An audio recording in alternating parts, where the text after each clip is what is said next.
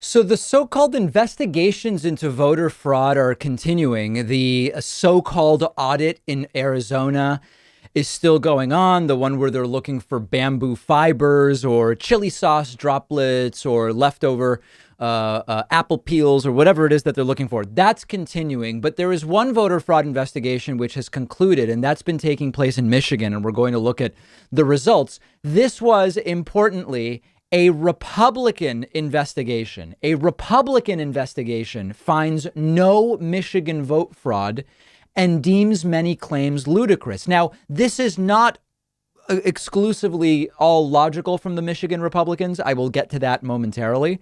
But the report out of Lansing says a months-long Republican investigation into Michigan's 2020 election uncovered no evidence of widespread fraud and concluded Wednesday with a recommendation the attorney general investigate those who made the claims for personal gain.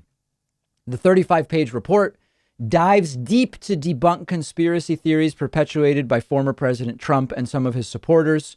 Remember that in Michigan, Biden won by about 155,000 votes. While the Senate Oversight Committee investigation revealed some glaring issues and vulnerabilities the legislature should fix, quote, there is no evidence presented at this time to prove either significant acts of fraud or that an organized wide-scale effort to commit fraudulent activity was perpetrated in order to subvert the will of Michigan voters. Our clear finding is that citizens should be confident the results represent the true results of the ballots cast by the people of Michigan. The committee strongly recommends citizens use a critical eye and ear toward those who have pushed demonstrably false theories for their own personal gain. The report concludes there is no proof of dead voters or fractional voting, no evidence of a fraudulent ballot dump in Detroit, and no proof any Michigan precincts had more than 100% voter turnout. That's another claim that Donald Trump made. So this is all well and good, and it's a great thing, except that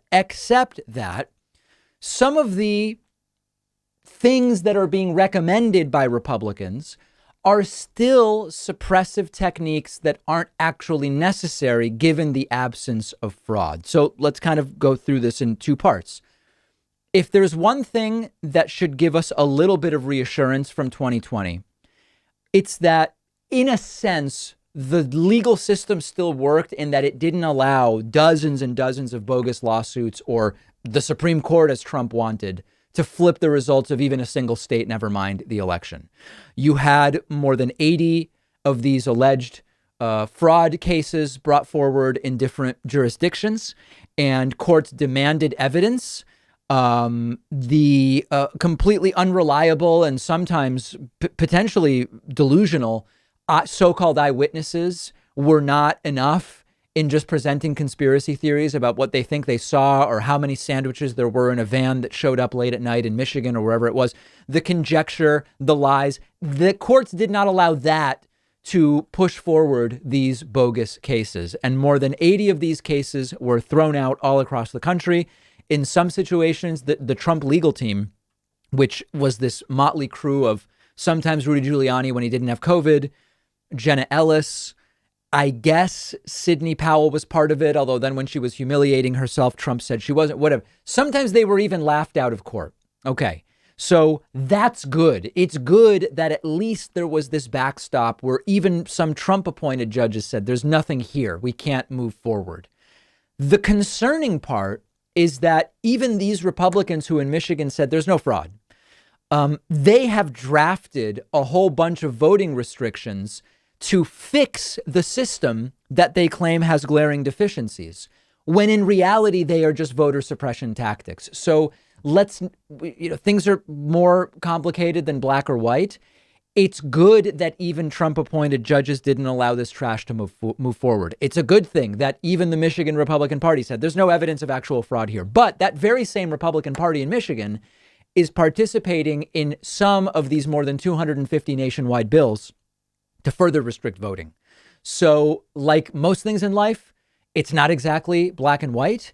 It is in a sense a victory that Republicans straight up said there's no evidence of fraud, but we still need to be fighting them as far as we're concerned when it comes to the voter suppression that they are pushing, and Republicans all over the country are pushing. But it shouldn't shock anybody that a serious look at the allegations in all states, but in this case in Michigan, did not turn up any of the fraud that they claim took place. One of our sponsors today is Blue Chew, a unique online service delivering the same active ingredients as Viagra and Cialis in a chewable form and at a fraction of the cost.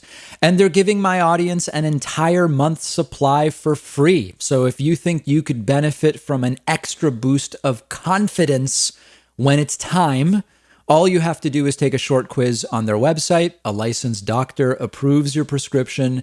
The medication comes straight to your home within days in a discreet package.